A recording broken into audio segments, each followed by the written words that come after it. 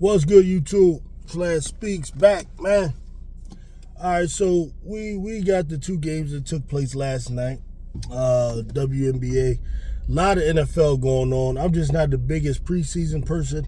I'll probably speak on Shedeur Sanders, who I'm kind of following a little bit, man.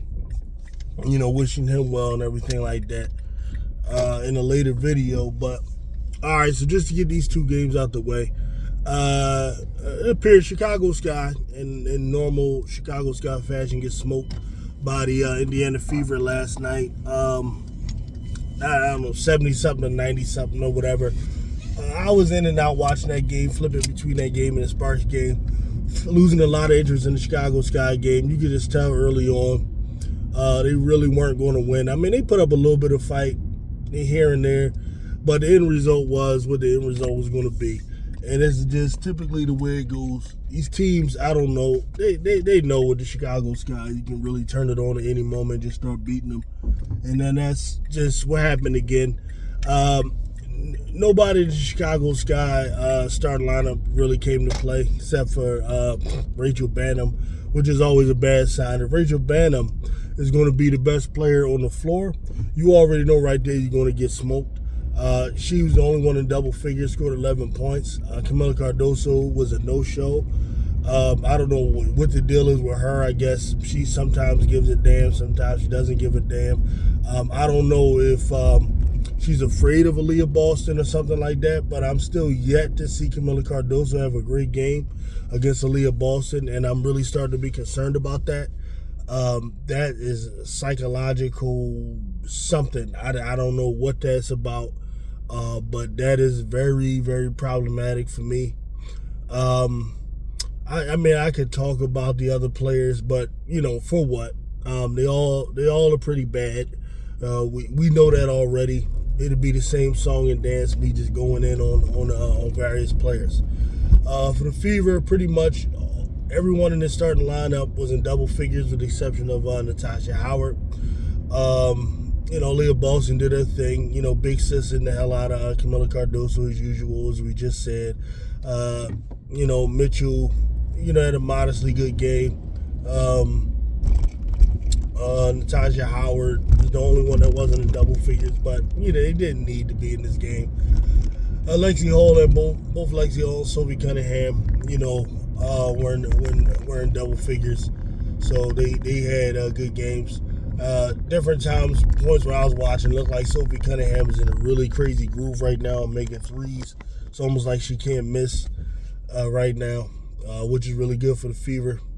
So their first game without really any point guards doing this point guard by committee thing that they're talking about was no problem. Why? Yeah, it's just the Chicago Sky. You know, you don't need a point guard to beat them. You don't need a two. You know, you really don't need much. But just a couple of players that could play, you know, to beat the Chicago Sky. This is just obviously what it is. All right, then we had the second game, which was a really, really, really good game. This was for the 8th seed in the playoff picture right now. And that was for the two West Coast teams. The LA Sparks versus the Valkries. Okay, these are two teams that have been going at it pretty much all year. They're very fun to watch, both teams. And this was one that the Valkyries really, you know, you got to give them all the credit in the world, man. You know, with all of the adversity they're going through and really losing, you know, what is their best player. They really went out there, man, with a hell of a strategy. Shout out to their coaching staff, because what they really relied on in this game was defense, which is something you rarely see these days, where a team realizes, hey, look, we're going to have to dig in on defense and win a game. I mean, and what was the result of it? Man, the result of it was Kelsey Plum struggling like I ain't never seen in my life. 4 points for Kelsey Plum. You're talking about the third leading scorer in the league. 4 points. Wow. Hell of a game. And shout out to Burton, you know, who played, Monique Billings, in fact, Benlay, you know, all of them, man. They really, really deserve a lot of credit, kudos for this particular win. Now, without a doubt, when you're out there playing in Valhalla, you know, or Valhalla, whatever they call it, right? So there were some questionable calls from the referees, but it's the WNBA. What's new? What's new?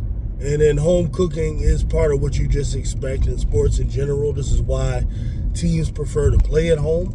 It's not only a time where they're backups and role players actually play better typically, but it's also the home cooking with the refs. But I'm not going to say that the refs are the reason they won. No, I'm going to look at the defense that they played. On the Sparks side, Rakia Jackson was horrible. Went out there and scored maybe 6 points. She just could not hit anything. I think her shot selection was one of the main reasons. I know the Valkries were playing like a type of zone, and sometimes what happens is when you strategize and are thinking too much, I think people are afraid to try to drive against the zone. They want to just, or they don't go to the post game, which I think you should have done more of.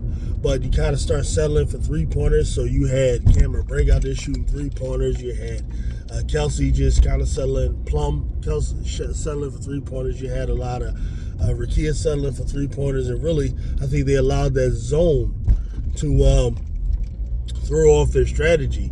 And I think that had a lot to do with the struggles. Part of what has been, part of the reason Rakia Jackson has been so prolific lately was her ability to get to the rim. Same thing for Kelsey Plum. And I just didn't see that yesterday. There were no real concerted efforts to do that. And I think that had a lot to do with their struggles. Burrell, has been given some pretty good effort. I like the way she played. Azuree Stevens was not very good in this game. On defense, she was just giving up way too many drives to the basket. Tiffany Hayes was just killing them. Different points that I saw in the game. It was just one of those days for the Sparks. Ran into the Valkries in a desperate situation. They really have been bad. I think they were like 4 of 6 in the last 10 or 3 of 7, something really, really bad. So they really, you got to give them credit, man. They really band together and decided, hey, look, not today. Y'all ain't coming in here doing that. And the Valkyries went, and then they earned that win, man. They earned that win. Shout out to them. What can you say? I kind of picked the Sparks to win, largely because I felt like they were on a roll, But, hey, sometimes that's what happens in those games, man. Now, what they probably should have done, it's easy to say this now, but would have been good to have gotten some of their players a little bit more rest because it doesn't get any better. It doesn't get any easier for the Sparks. They got to go play, the Seattle Storm tonight. That is tough. That is tough to have to play a game like that with all those implications, and the Valkyries one day, and then have to go turn around and then play the Seattle Storm. That's not going to be easy at all. So hopefully this won't, deter their whole run that they've been on. I mean, sure, there's plenty of games, but man, this would be a bad time to have a 2-game losing streak, especially when you're trying to really fight to secure that 8th spot. And the Valkyries are obviously clearly not going to make it easy. So we'll see what happens. It's going to be very interesting to see what happens as the rest of the season unfolds for both of these teams. 2 exciting teams, man, that I'm interested in seeing what type of noise they can make, in the playoffs. I know the Sparks are a type of team that I feel like they get to the playoffs, you don't want to see them. Same thing with the Valkyries. You really do. They're one of those teams you don't want to see. Unfortunately, what happens when you get that 8th seed, you end up having to play like a Minnesota or New York. Look like it will be Minnesota this year, and that's unfortunate for them because there are teams in particular that I know don't want to see the Sparks, and they're like the Fever. Fever for sure don't want to see the Sparks. They're a team that likes to play fast, just like the Fever do, so they fit that. And then you're talking about it'll be an interesting matchup between the point guards, Caitlin Clark, and then, of course, Kelsey Plum. Kelsey Plum, to me, of course, obviously has the experience advantage, like over Caitlin Clark. Some people I talk to, they speak as if, Caitlin Clark's size is an issue against Kelsey Plum. I don't see why that's an issue. It isn't like Caitlin Clark, it isn't like she's a post-up player, So I don't even see why that's a point anyone tries to make, when it comes to that. So I don't know. For me, it just be a good matchup.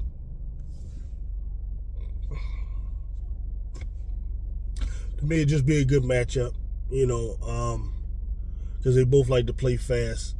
Both loaded with talent. But they probably won't get a chance to even face each other in the playoffs because of the seeding.